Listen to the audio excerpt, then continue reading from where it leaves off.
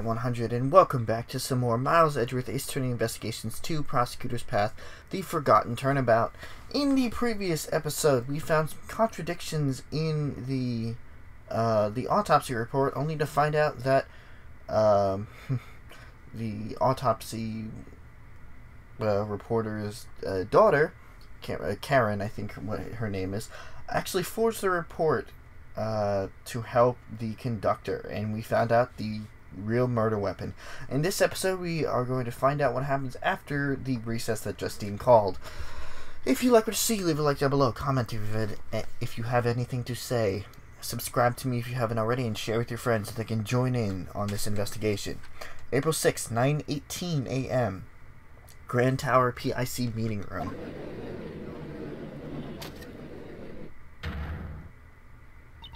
Order in the court. Prosecutor Von Karma, your report, please. I have bad news. We've searched every inch of this Grand Tower, but the auction gavel was nowhere to be found.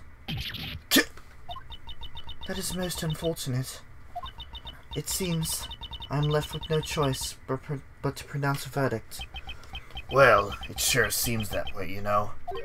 Normally, you wouldn't commit a blunder like leaving behind the murder weapon, you know. The best criminals would never do something like that, you see. Ugh! I don't have enough information. Is this as far as I go? Yes, it's a shame, you know, but it can't be helped, you see. This takes me back, you know. All those defendants who came to me asking for a plea bargain. They trusted me, you know. Told me every one of their dirty little secrets, you see. And when it came down for the time for the trial, I'd get them sentenced to life in prison. They were all completely dumbstruck, you know, each and every one of them. Oh, how I wish all of you could have seen it, you know. The stupid look on their faces. I shall hereby announce my verdict. Please humbly accept the words of the law. There's nothing more I can do. With this, both Kay and I are... If only we had some evidence. I never thought that I would be passing judgment on you like this. Is this the end? The defendant, Blaze the Best. I hereby indict you. What? What? Oh? What's gotten into you all of a sudden? I have here documents regarding a certain case. The IS-7 incident. A case that happened 18 years ago. Documents, you say?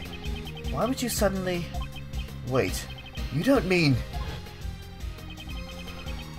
On the day of the crime, the record of your keycard being used was because I came to this room to fetch these documents, of course. Although, when I entered the meeting room, it seems it was before the black market auction had begun. At first I told you that I came to gather documents about you, Prosecutor Edgeworth. At that time, I simply could not tell you the truth. Oh, we get the IS-7 incident documents again. What are you doing, Justine? Why are you indicting Pops? Without any basis, this is slander. That was a wonderful remark, Sebastian. Huh? Really? Of course there is a basis. During the case 18 years ago, Prosecutor Manfred von Karma fabricated information regarding the body. That was because the body of the sculptor Isaac Dover had been stolen. Papa fabricated information about the body? What do you mean? Detective Lacer, who handled the initial investigation, reported that the body had gone missing. However, in order to deceive Prosecutor von Karma, there was a person who purposely did not report to him that the body had disappeared. What? What did you say? That person would not forgive those who defiled him, nor would he allow others to hold power. He would use any means necessary in order to bend others to his will. And then, also 18 years ago, Director Young was ordered by a certain individual to write a fake autopsy report. Dr. Young was the one who wrote the autopsy report for the IS-7 incident. Sorry, that was Edgeworth. But please wait, Granny didn't do anything wrong. She was ordered by that person. She had no other choice to obey. That person? That person was the chief prosecutor at the time. The chief prosecutor 18 years ago. You don't mean the chief prosecutor who gave Papa his first penalty.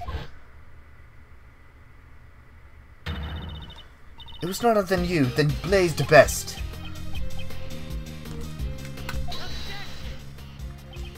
Well, what are you saying? Pops would never do something like that. Sebastian, we do not need your opinion right now.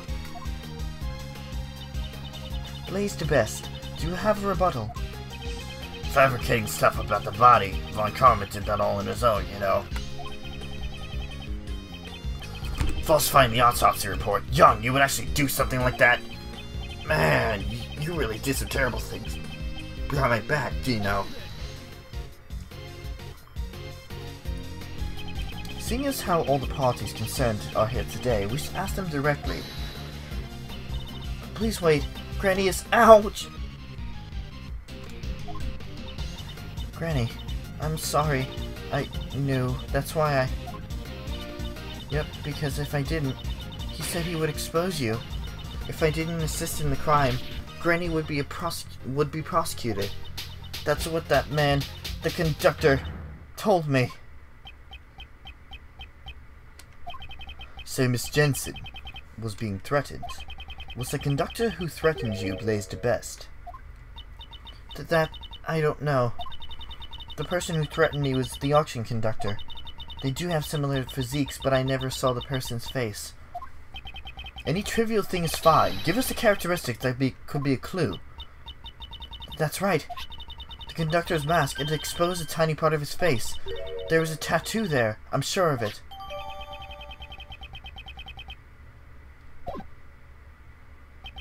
A tattoo, you say? I really have no idea what you're talking about, you know. As you can see, there are clearly no tattoos on my face, you see. So that person doesn't match at me at all, you know. The person who threatened her, this so-called conductor, I wonder who it was, you know. You have incurred the wrath of the Goddess of Law. I suggest you watch what you say. Hasn't he incurred your own wrath rather than the wrath of the Goddess? Jill Crane had been pursuing you just as I have. And I will not let her death be in vain. Crane was, you know... You say she was pursuing me? My, I didn't really know her that well, you know? I don't mind girls chasing after me, you know, but I don't recall her ever falling for me, you see. You didn't know the victim well. That is testimony we haven't heard up until now. Before the eyes of the Goddess of Law, you shall give us an official testimony. I see. Everyone is bullying me.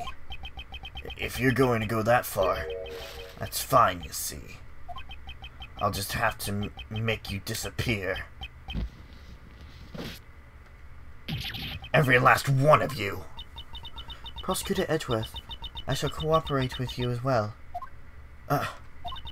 If we let this opportunity slip by, I doubt we will ever get to him and stand in court again.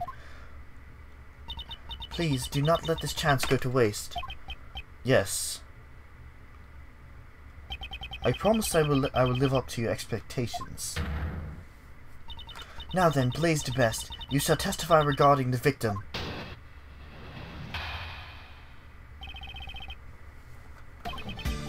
The victim, Jill Crane, was a member of the Prosecutorial Investigative Committee, you see. Personally, I didn't really know her that well, you know. Either way, it's not like I had a motive to murder her, you know. I have no idea why she was pursuing me, you see. You intend to deny your guilt until the bitter end, don't you? Of course he does. There's no way Pops could be a criminal. I mean, he's my Pops, you know. He's the very best, like, you know what? Oh, god damn it. Fuck, come on now. Yes, Sebastian. If you're gonna stick up for me, be sure to have a clear basis, you know. Alright, I got it. I'll clear you of all these false accusations, Pops. I believe in you, Pops. You won't lose to someone like Mr. Edgeworth. Yes. You really are pure, you know. That person, he really loves his father, doesn't he? However, one must be able to accept their mistakes as their father. Speaking from experience, no matter how much they may look up to him. Each person must atone for their crimes, no matter who they are. This is going to be hard for Sebastian, but I simply cannot overlook his father's crimes. Here we go. Oh, we get a full bar. Excellent. The victim, Jill Crane, was a member of the Prosecutorial Investigation Committee, you see. Personally, I didn't really know her that well, you know. Hold it! So you're saying you weren't very familiar with the victim? That's right. I didn't even know about the burn mark on Crane's hand, you see. You didn't know about the burn mark? Well, you see, even if I had gotten close to her, she would have had disappeared soon. It's a pain to remember someone, you know, when they're just gonna disappear, you see. In other words, anyone who defiles him disappears. I'd like you to add your statement about the victim's burn to your testimony. I only just learned that she had a burn mark on her hand, you see.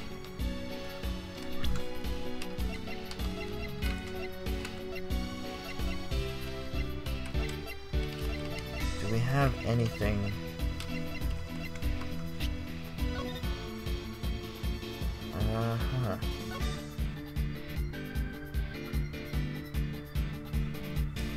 Clearly that's going to come into play sooner or later.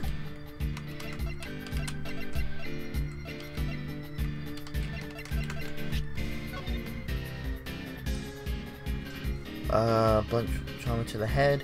Chest wound was post-mortem burn mark on the victim's hand.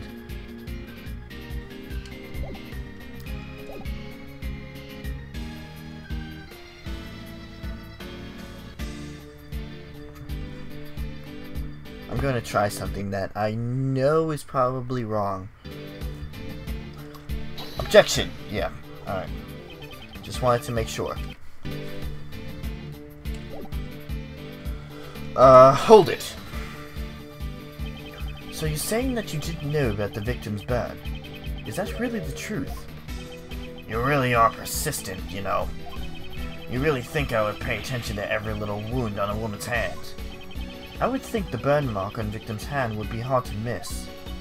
Now that you mention it, Jill Crane would regularly wear gloves. I too did not know about the burn until the incident occurred. Jill Crane regularly wore gloves. I thought so. She was probably trying to hide the burn mark, you see. I understand how sensitive a woman can be about these things, you know. I would like you to add your so-called sensitive understanding of a woman to your testimony. Maybe she was always wearing gloves in order to hide the burn mark, you know.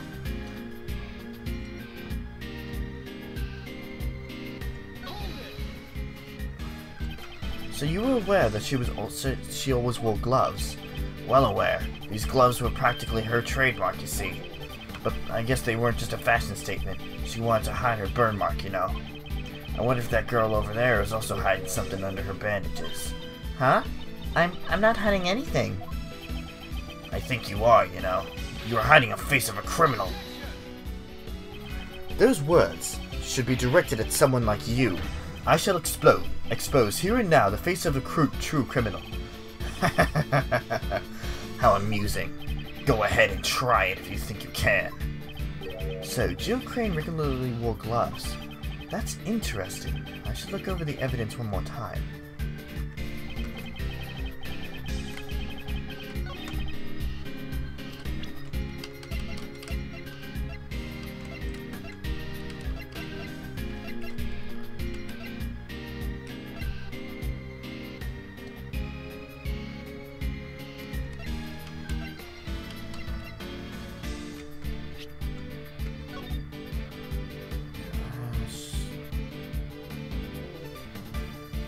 Edgeworth.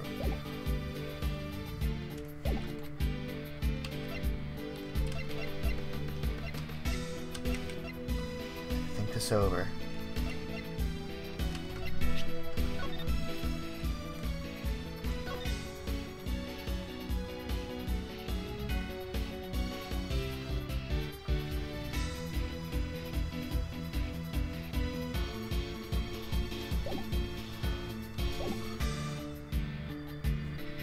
I wonder...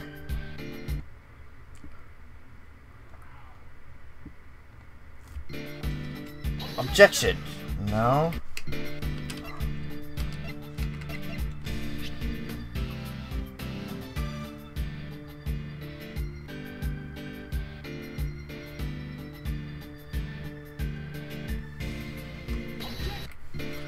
Alright. She always wore gloves. Fingerprints and blood were found on the hood.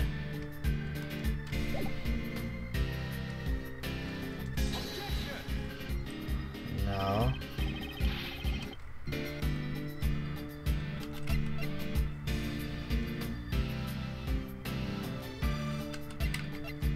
Alright, I want to make sure that... No. Alright.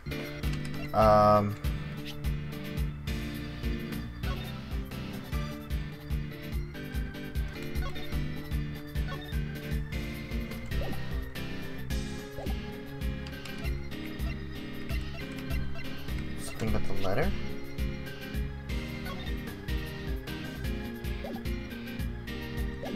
Alright, come on, think clearly about this.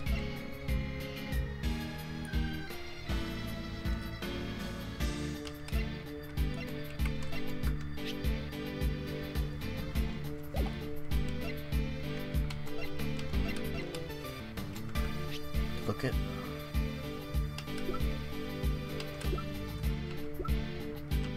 Okay, so that gets switched.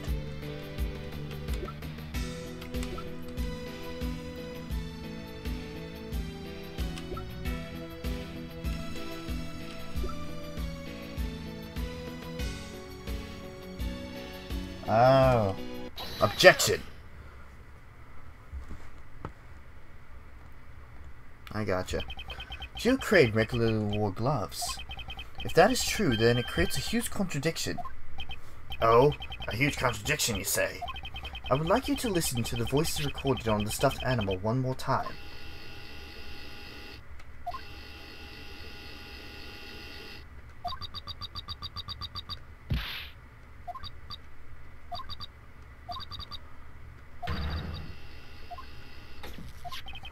We were all under the impression that this was the moment when the victim was murdered.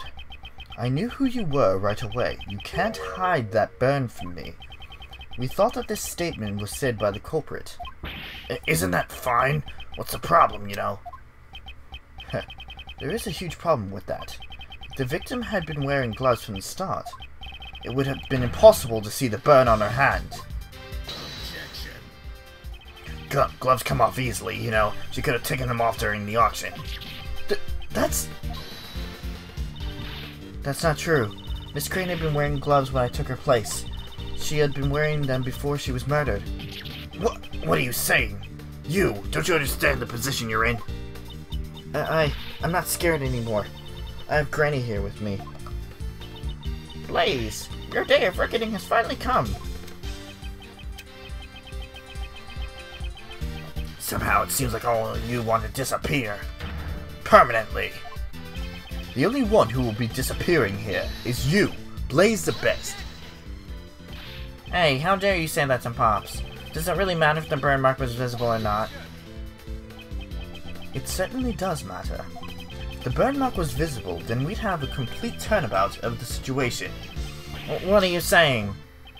If the victim's burn mark wasn't visible, what exactly does that tell you? That means, oh, the culprit also had a burn mark.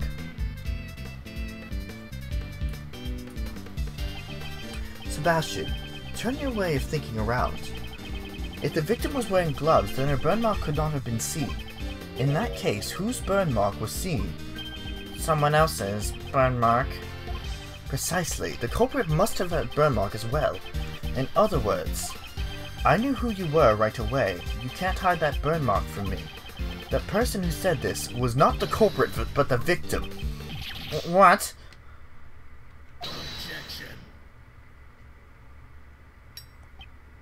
Sebastian, could you please step aside? Edgeworth, all your reasoning up until now was just a figment of your imagination, you know. The culprit had a burn mark, Where was it, you know? If you can't answer that, then your logic doesn't hold up, you know? Where was the culprit's burn mark? I wonder where the burn mark could have been. During the auction, wasn't everyone wearing a disguise? Indeed, during the auction, everyone should have been dressed in a particular way. The burn mark was still visible under those conditions, then. Now, why don't you show us? Where was the culprit's burn? You'll have to show me the proof, you see.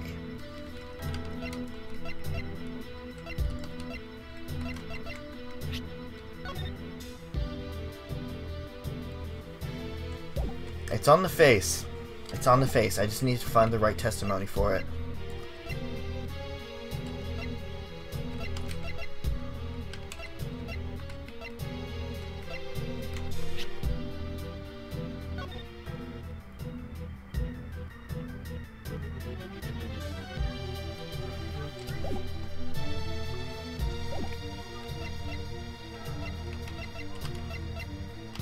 Come on.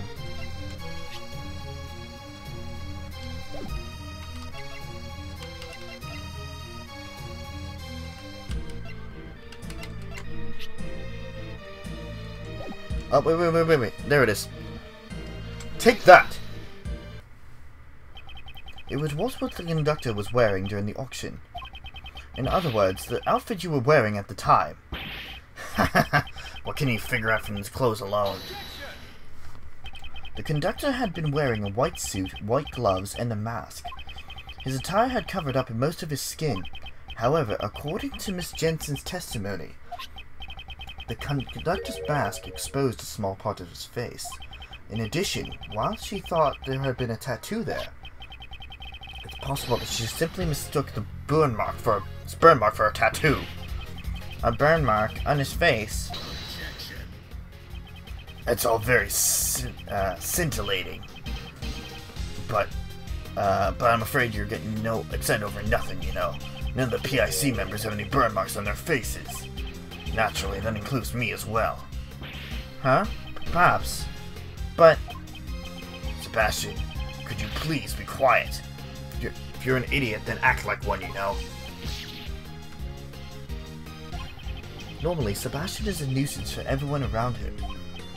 But this time, I owe him my gratitude. That reaction from Blaze's own son, it reveals the truth much more clearly than anything else. Thanks to him, I'm confident that my reasoning is correct. I know who that unidentified piece of evidence belongs to. I wonder what's wrong with that prosecutor. Usually, Sebastian is slower to arrive at the truth than anyone else. However, this time he has probably figured it out. His own father is a criminal.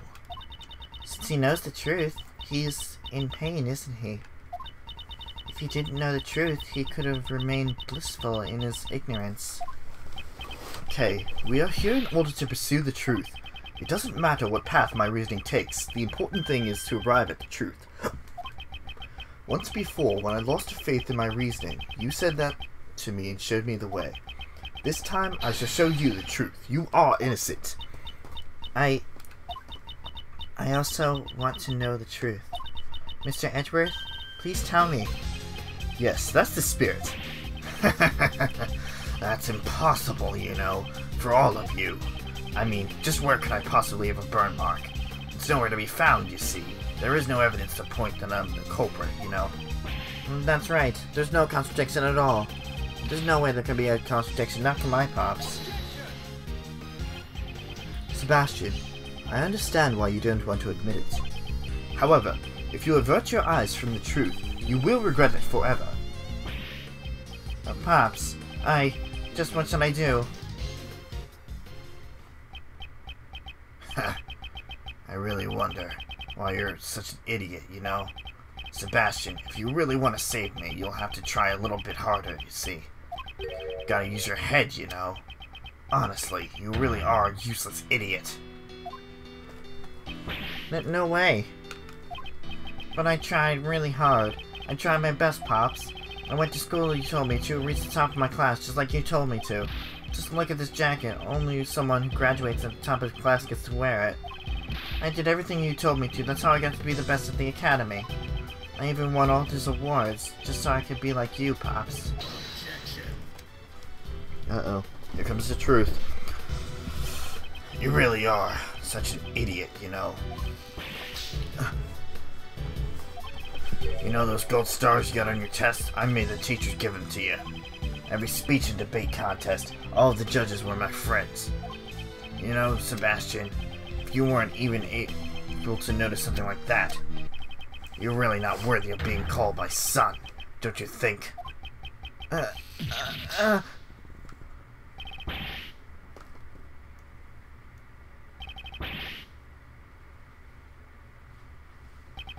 Aw, my son has disappeared. Oh my, it's enough to make me cry, you know. He was trying his best for me, and yet he was totally useless, you know. You are truly despicable. You are a truly despicable person. As the chairman of the PIC and as a father, even I feel sorry for that foolish prosecutor. Poor Mr. Prosecutor. Blaze the best. What do you think of your own son? He's just a useless pawn, you see. Whoa now. Maybe you should look into the mirror before you criticize me, you know. I mean, even you're also used Sebastian to get close to me, didn't you? I cannot deny that. However, he is not a mere pawn. He always tries to do his very best, even if the results aren't up to par. I've seen just how hard he tries, and yet you refuse to even acknowledge it. That kid is no good, you see, no matter what he does, or is told to do. Prosecutor Edgeworth, I shall leave this offering to the goddess of law to you.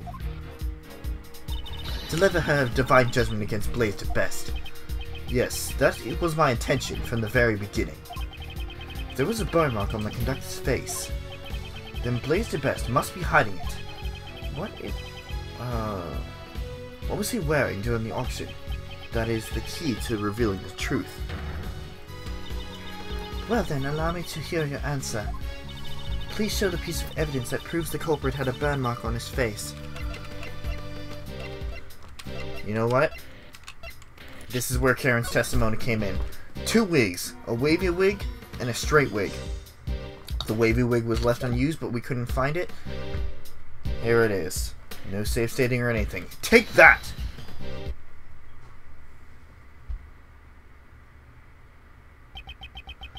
If you will recall Miss Jensen's testimony, there's still one point that remains unexplained.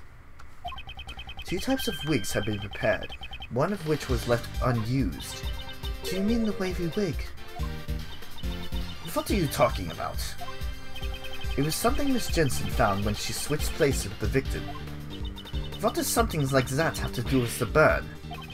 Inside the costume trunk, Miss Jensen witnessed 2 wigs. One of them had been used by Miss Jensen to make her look like the victim. Now then, just what was the other wig used for?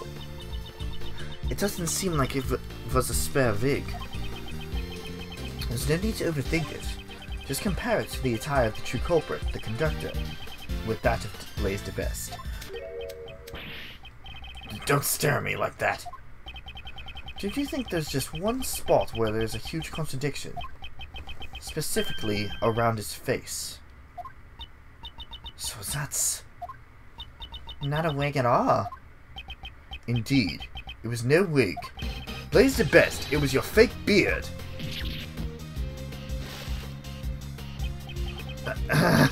This is a real beard, you know.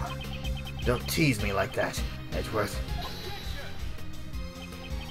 Your son may have realized the truth before anyone else.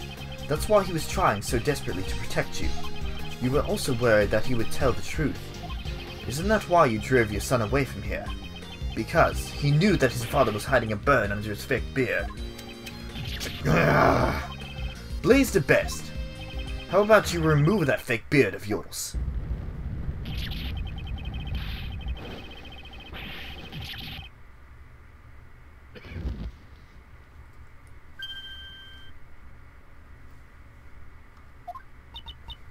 A burn mark.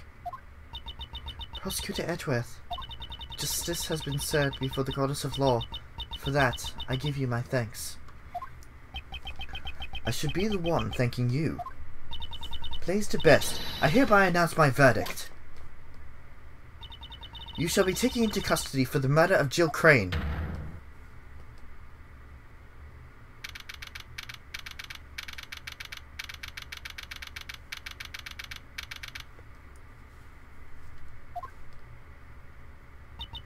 Mr. Edgeworth, thank you very much. I'm so happy that you believed in me to the very end. There's no need to thank me. As a prosecutor... No, as a friend. I simply wanted to save you. Prosecutor Edgeworth, I bring good tidings. It seems that former Chairman DeWorst has been safely detained in the detention center. However, the search for the murder weapon, the auction gavel, continues. Blaze DeWorst is a shrewd man. There's a good chance that he has already disposed of it. There's also one piece of testimony that concerns me. Blaze DeWorst mentioned that the only thing he did not fake were the letters. What do you mean? First, he found this letter in Jill Crane's clothes. Then he also found this letter on Kay, who was unconscious in the storeroom. The contents of the letter seemed to suggest that the two had been corresponding with each other. Which is why Blaze DeWorst assumed that the two were working together. Ridiculous, that can't be right. After reading the two letters, he decided to pin the crime on Kay Faraday. In order to cast suspicion on her, he planted one of the letters in a noticeable spot. The deceased Jill Crane's left breast pocket. Isn't that just an excuse? Yes, that is what I thought as well. It may have simply been a last-ditch effort to save himself. However, before the stern eyes of the Goddess of Law, these are all trivial matters. His crimes shall certainly not go unpunished. With this, I have finally fulfilled one of my long-standing missions. Judge Courtney, will you tell me what you know? Why did Blaze DeWorst murder Jill Crane? And what lies hidden behind this case? Yes, I don't mind. You have the right to know everything. Long ago, Jill Crane was in love with a cameraman. That man was pursuing the black market auction as a journalist. And then, before he could reach the truth, he was erased. The feelings and the items Miss Crane inherited from her beloved brought her to the auction. She had come to exact revenge on the conductor, Blaze. Although in the end, she was the one who was murdered instead. I see, so that's what happens. While the Goddess of Law cannot condone her actions, we have succeeded in her goal of bringing Blaze DeWorst's crimes to light. So Judge Courtney's goal was to expose Blaze DeWorst and reveal the dark secrets of the PIC. By the way, what happened to the young prosecutor? We have been unable to contact him for some time now. Do you have any idea where he might be? I had not been truly working for him, so... I see. I feel very sorry for him. What you should be sorry for is the fact that he was kept in the dark until now.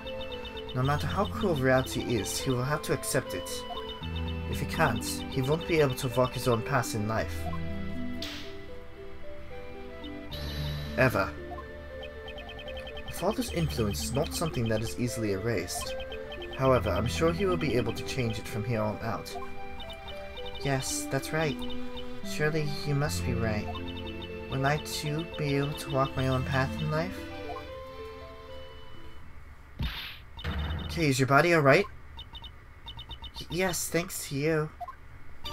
I'm so sorry, even though you're my patient. You ended up getting suspected because of me. Ouch! You can't just take care of the patient's body, you gotta take care of their heart too.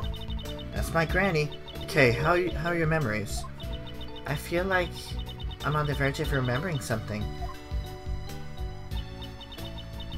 Well, I should take my leave here. I'll be presiding over Patricia Rowland's trial. That would be the trial for the murder of Horace Knightley, who's in charge of the defense.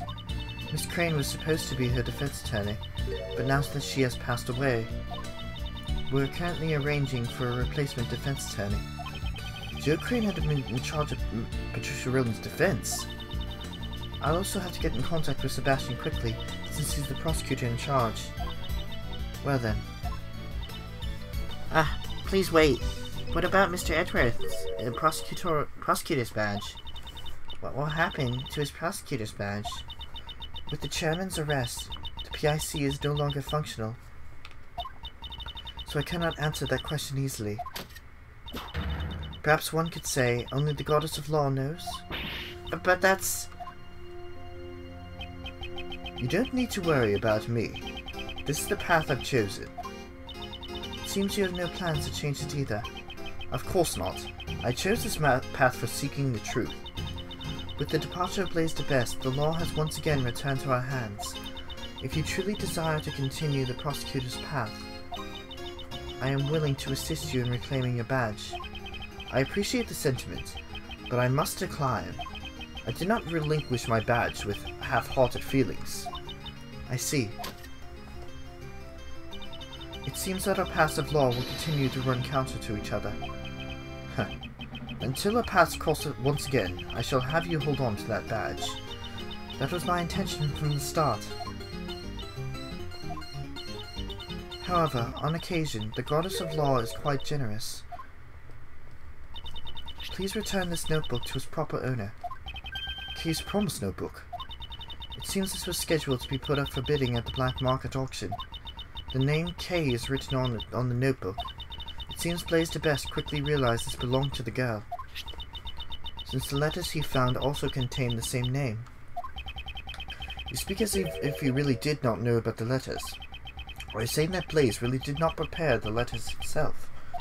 Yes, that man said so himself. Kay Faraday's goal was to steal back the notebook. Joe Crane's goal was to get revenge. In order to achieve their goals, the two teamed up to infiltrate the auction, or so he says. Unfortunately, this was all Blaise's misunderstanding. It was purely a coincidence. If the attorney from the PIC and Kay were really acquaintances, it would be strange that she never mentioned it to me, considering her personality. You really do trust her, don't you? In the end, the notebook was used as another red herring, but it's something that is very important to that girl, isn't it? I'll make a special exception and return it. I'm sure that's what the goddess of law desires. That's, I appreciate it. I shall pray that she recovers her lost memories.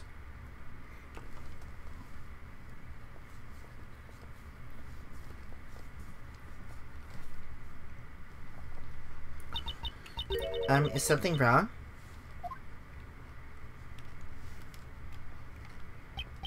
Okay, I'm returning something very important to you.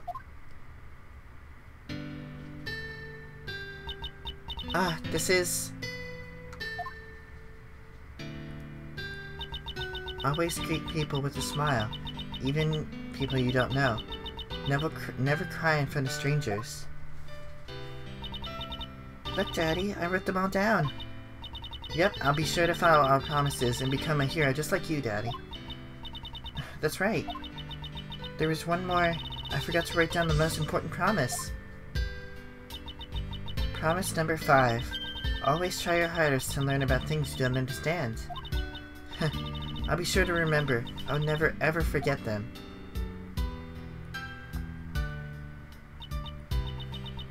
Always try your hardest to learn things you don't understand? That's right! I am...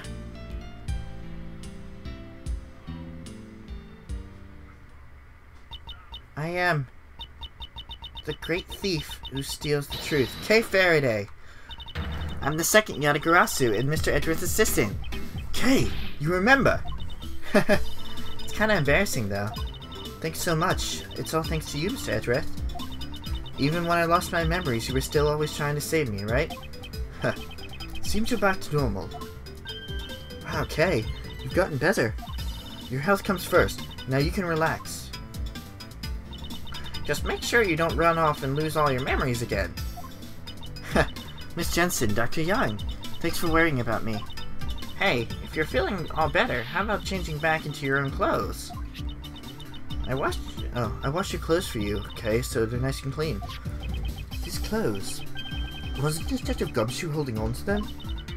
He said forensics was done with them, so he gave them back to me. Have they revealed the results of the analysis yet? To be honest, I actually didn't think to ask about that. Now, more importantly, let's hurry up and get you changed, Kay. Still, isn't it better if we do not move her bandages? She should be fine now. Kay just bumped her head. She didn't really have any other major injuries. Then why was she so heavily bandaged? Better safe than sorry. A pound of prevention is worth an ounce of cure, that's my motto. What a troublesome motto. Come on, Kay, let's get you dressed up over there. Now this is definitely what a great thief should look like. Yay! Kay's back to normal. A smile certainly suits you best. In the past, now as well. Miss Von Karma, thank you for coming too.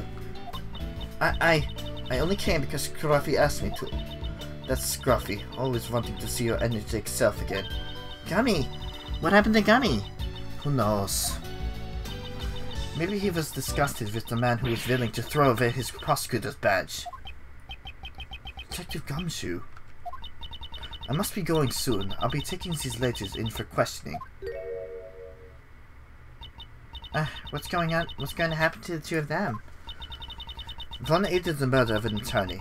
The other forged an autopsy 18 years ago. Those crimes definitely won't disappear. Of course, I will mention in court how they were being blackmailed by Blaze. Would be just fine. As long as Granny's by my side, we're invincible. Well then, take care. Now then, Kay. Sorry to ask so soon, right after you regained your memories, but I have some questions. Sure, ask me anything you want. What were you doing on the day you lost your memories? On that day, I was asked to come to the Gourd Lake. I don't know who called me there, though. As I was watching the moon at Gourd Lake, a person in a red raincoat approached me. All of a sudden, he used some kind of drug to knock me out. What? What is she saying? The place where Kay saw the moon was at Gold Lake. When I woke up, it seems I somehow ended on the roof of the Grand Tower. My mind was still in a daze, so I stumbled around for a bit. That's when I found the person in the red raincoat collapsed. I was startled, and then when I stepped back in panic, I fell from a high place and got knocked out cold again. And when I woke up, all my memories were gone. The person in the red raincoat, who exactly was that person? Oh yeah, I was certain that I saw them walking in midair. Somehow this is all starting to make my head hurt. Please calm down. You're just a little confused because you only just recently got your memories back. Most likely, it's the main cause of your confused memories.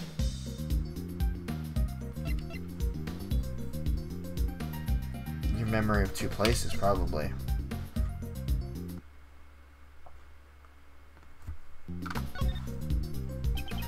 This is probably the main cause of your confused memories.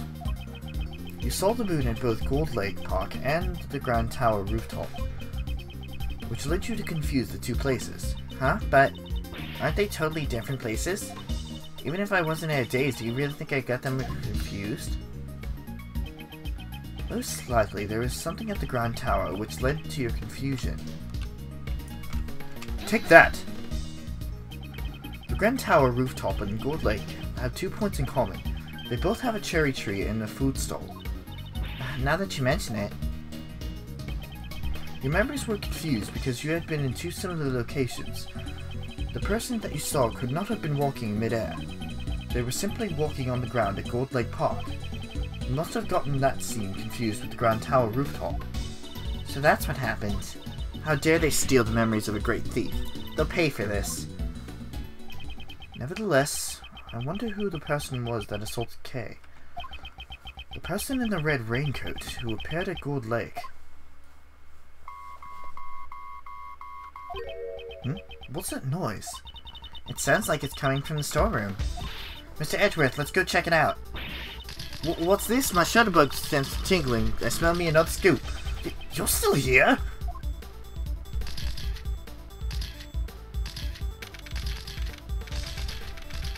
Okay, this is going on for a lot longer. You know what? Fuck it. We're going to the end.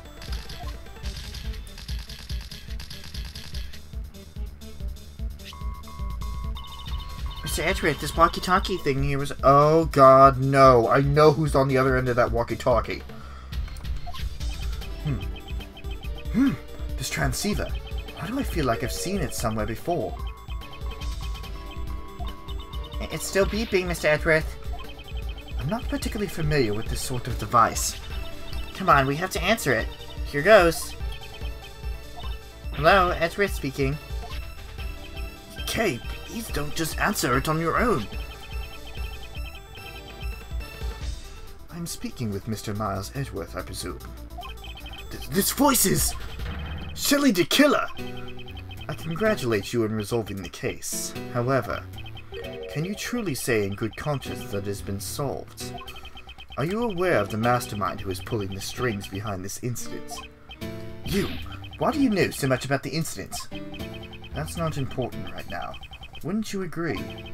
Right now, we're discussing the mastermind behind this case. I've had an inkling that such a person existed even before you said anything. After all, there was evidence to suggest it was somehow someone that had used K to disrupt the investigation. Huh? There was. So, who's this mastermind? I would like to hear your thoughts on the matter. Would you kindly show me the evidence that indicates the existence of a mastermind?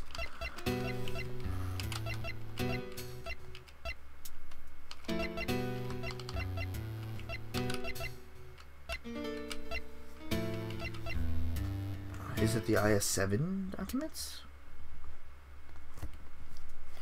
Take that!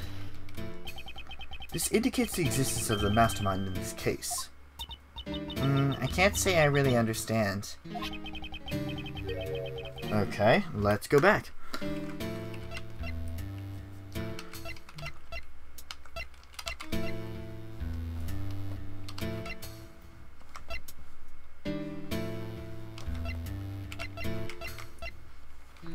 I need to know which... Oh wait, the Jabba Ninja Mask. Take that. This indicates the existence of a mastermind in this case. Nope.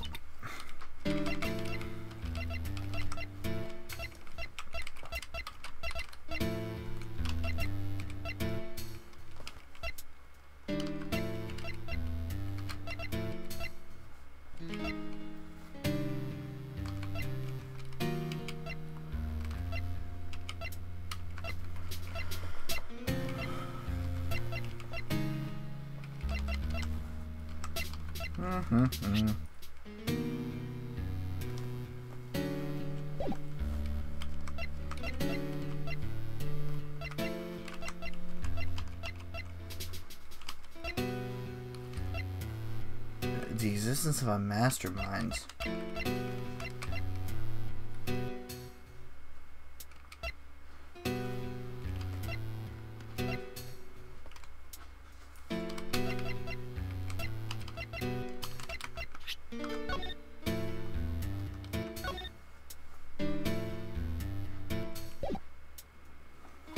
Take that! It was the letter that Kate allegedly sent to the victim. Come to think of it, I don't remember writing that letter at all. Who could have prepared this letter? I too am quite curious to know. So you're not the one who wrote the letter. What could I possibly gain from doing such an act? It's not necessary for you to stand... Is it not necessary for you to stand in court in order to make the truth clear? What can you possibly do now that your badge has been taken from you? I look forward to finding out from the shadows. This man, how does he know that?